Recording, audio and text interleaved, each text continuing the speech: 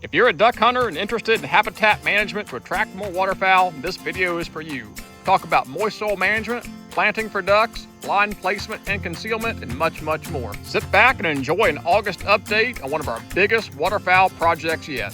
Corn simply won't grow in some of these wet swamps, and conversely, rice won't grow in some of these drier impoundments. So be willing to diversify your crops. Variety is a good thing. This is going to be an awesome duck hole for them. 20 acres of rice, moist soil, 8-man blind. I think they're in for a heck of a duck season. Brought to you in part by Deep River Sporting Clays, safe, fun, family entertainment. And by these additional sponsors. We're over here live staking some willows, but also planting some willows that have root ball systems. So I like to pull them with roots and do some live staking. That way we can ensure a chance of survival. Putting about 30 willows around this blind to help start brushing it in naturally. You can see I live staked them at some critical points here to hide the dog blind, hide the ramp, and certainly around the perimeter to hide the blind itself. Folks have been in the comments asking for updates on the big drone seeding project. Well, I'm pretty excited to show you this. Of course, a lot of natural volunteer smartweed, duck potato, some smartweed already going to flower. We've got some sparse areas of rice. And then of course, we've got some areas with really thick rice. Now reminder, this was a staggered planting. There was an area that was planted early, area that was planted later. It's August 21st. So some of the rice is coming along very nicely, but has not gone to seed yet. Let me go over here and show you something cool. And while we walk, I'll just show you the benefits of doing moist soil drawdown.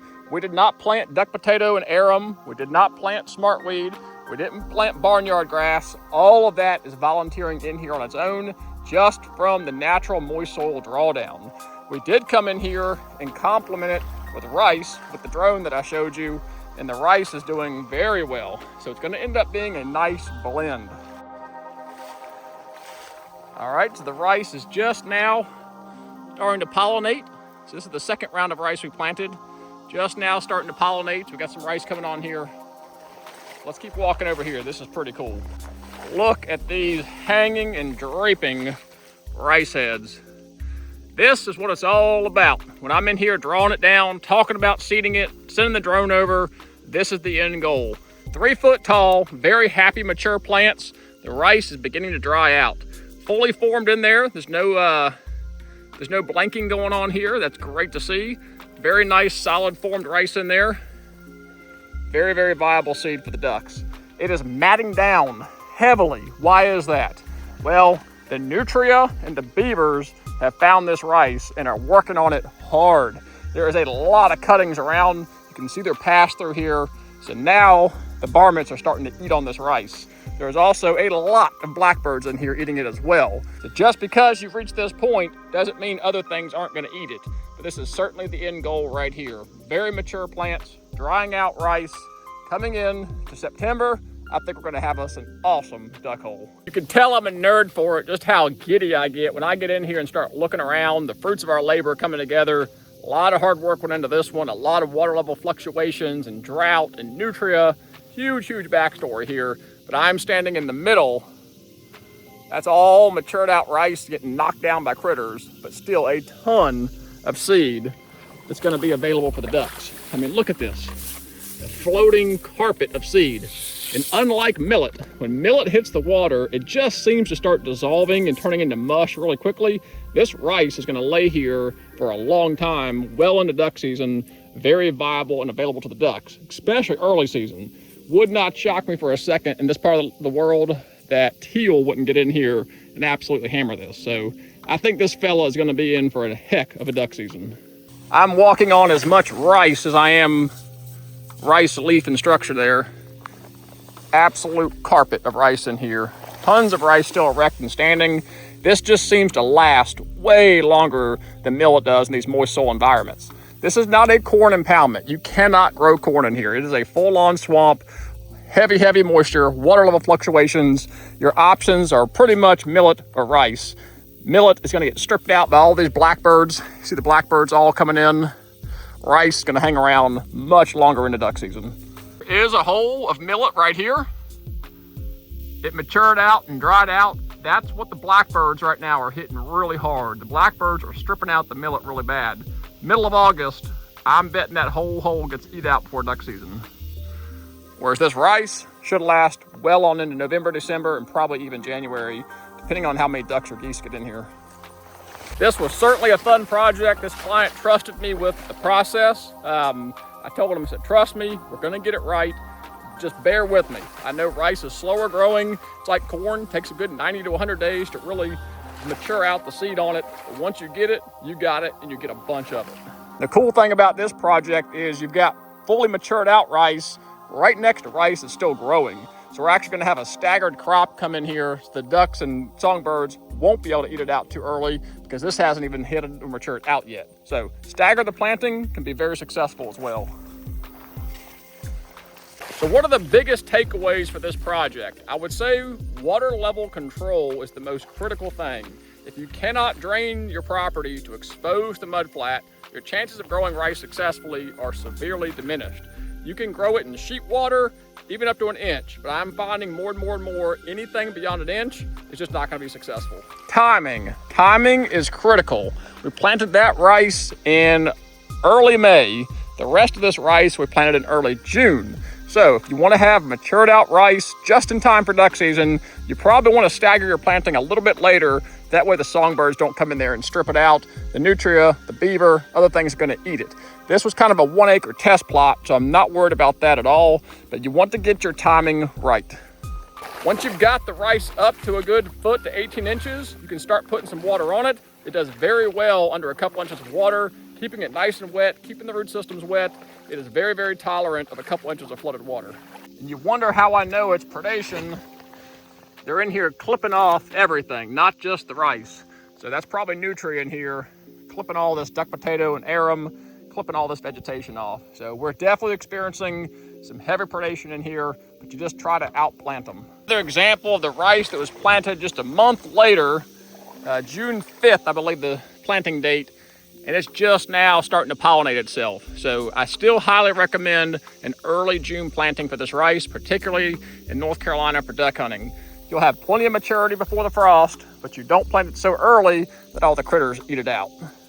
Certainly some more brushing to do on this blind, but being August 20th, live staking about 20 willows in here. Those will continue to grow. We'll probably need to continue to brush this year, but hopefully by next year, those willows will start getting bushy enough, we can start pruning them to really fit this blind. Natural vegetation always trumps man-made vegetation. So plant you some willows around it, then start cutting it, modifying it, and pruning it to fit it. The more concealment, the better, especially sitting out here in the middle of this duck impoundment. And I've got to brag about this client. I've got to give it to him. Smart dude, willing to invest, especially in his infrastructure. Look down here under the water here. You might can see the grates. Those are metal hog panels that you get out of a hog house. He has ran metal hog panels in a 90-degree angle all the way back to the tree line. That way you can walk out here in rubber boots, you don't need waders, and you don't sink into the mud. Getting materials out here, especially in the wintertime when it's wet and cold, freezing, dragging decoys out here, you can walk out here on a nice hard bottom, walking on these metal hog slats. You can't even tell they're in here, but they extend all the way back to the bank, and they make for a really nice hard bottom for getting brush in here, equipment in here, working on the duck blind. What an awesome idea. Nice work, sir. Moist soil volunteers, the arum, the duck potato, barnyard grass, smartweed, complemented with agriculture rice and pockets of Japanese millet. I think we got us a duck hole. And this is a nice pocket of Japanese millet I was telling you about. A bunch of it coming in here, just now starting to dry out. To have dried out Japanese millet at the end of August is not a great thing for a duck hole, especially when your ducks come in November, December, and January. So ideally, millet would be planted a little bit later, like mid-August, maybe even a week ago we would have planted this. But the timing on this one was unique as far as the drawdown, drone availability, and other things. But this is what you can expect if you plant your Japanese millet too early. You'll be completely seeded out and dried out in August, and that's no good for the ducks. Now, if you have teal coming through here, no problem at all. A lot of available food for the teal. We planted a native wetland seed mix around the perimeter where we knew it was going to be shallower. It contained both smartweed and some wild millets, and I can tell that's doing really well. This right here, I know for a fact was planted. This barnyard grass and wild millet. And it's doing very well, starting to seed out as well. So I know for a fact we planted some of this stuff. A lot of smartweed on the perimeter, a lot of barnyard grass. I'd say that wetland seed worked fantastic. A little better look at what's under the water out there. These are the metal hog slats. You can see they're laid right across the mud. What would be knee-deep mud, you're walking under the water on nice solid steel. Makes a big difference when traversing out there with heavy gear, decoys, blind material, in general, just working in the swamp. It's a great idea. Whoops, might have pulled too far on this one. This is the second portion of the big drone job. We had another 20-acre unit back in here where we drew the water down, drone seeded rice all across this mud flat out here, and well, you can see the results. All the dark green you see is rice flourishing up. It too is just starting to pollinate and go to seed. We've got some really nice seed heads starting to come on here. Now, this unit did have a lot of sedge in addition to the rice. So we do have a lot of nut sedge in here competing with it, but it does not appear to have inhibited the rice's ability to grow and start pollinating. Another example of a really cool blind build, you can actually run 8 people wide in this and 2 dogs. They're starting to get it brushed in naturally with some sweet gums and things, starting to dry out. We've got a little more brushing to do, but the sun comes up behind you on this one, fully in the shade, edge of the timber, and now they're gonna be overlooking 20 acres of moist soil complemented with rice. It is pretty cool that you can take what nature has provided here, a wetland area, manage it to still promote wetland species, but also make it more attractive to migrating waterfowl. We've been able to keep water in this unit the whole time in certain areas, so aquatic life can still flourish. It was a temporary drawdown, but now that we've got all our rice up to maturity, starting to pollinate, we can start putting more water back on it. Sure hope my insurance agent doesn't watch my videos. I know there's a gravel bottom down here. Being a waterfowl consultant does put you into some precarious situations. Wet and muddy, and you should see the tax write-offs. They have since added a door since I was here last trick or treat. I always like getting up in here. You never know what's living in here. Old cottonmouth could be in here where we are. I mean, look at this. Sun's gonna be to your back, looking straight down the gut of this 20-acre hole. If the wind is not right for this one, you see the blind back here, they can go get in that blind if the wind's not right. This is gonna be an awesome duck hole for them. 20 acres of rice, moist soil, 8-man blind. I think they're in for a heck of a duck season. And the first thing you see stepping out of your blind is rice, head high, going to seed. Can't help but get you excited. It may be August and hot, but I can already see those November, December cool mornings. Now we're over here at the duck impoundment they built this year, and this is the giant miscanthus screening wall we put in. It's actually doing really well. It's almost 6 foot tall now. It's only been in the ground maybe 3 or 4 months, and it's well on its way. It should get up to 8-9 feet tall. It's starting to fill out laterally, which is great to see. I think this miscanthus is going to do a great job here. It is sterile, it will not seed and become invasive. So it's just going to spread and cluster a little bit larger and flush out, but it will not spread into the duck impoundment and be a problem.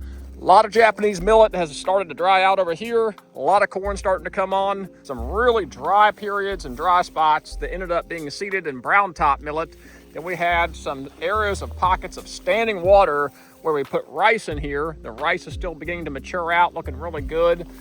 In those wetter areas as well, and the transition zones, we complemented it with Japanese millet, which is starting to dry out as well. So in addition to the couple acres of corn, there's pockets of rice and pockets of millet. Having variety is a good thing. Early season ducks are looking for small seeds and invertebrates in these matted down millet areas.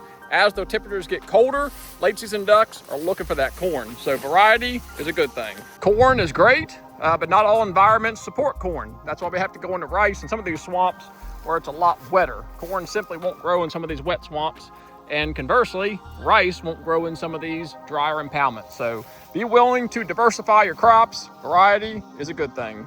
Thank you guys that have followed along, dropping comments, asking questions, giving feedback. I really appreciate that engagement and involvement. A lot of work went into this one, getting the new blind in here, getting some rice planted, getting all the infrastructure put in. but I think he's gonna have him a duck hole. Till those next videos, we appreciate you guys watching. God bless and take care.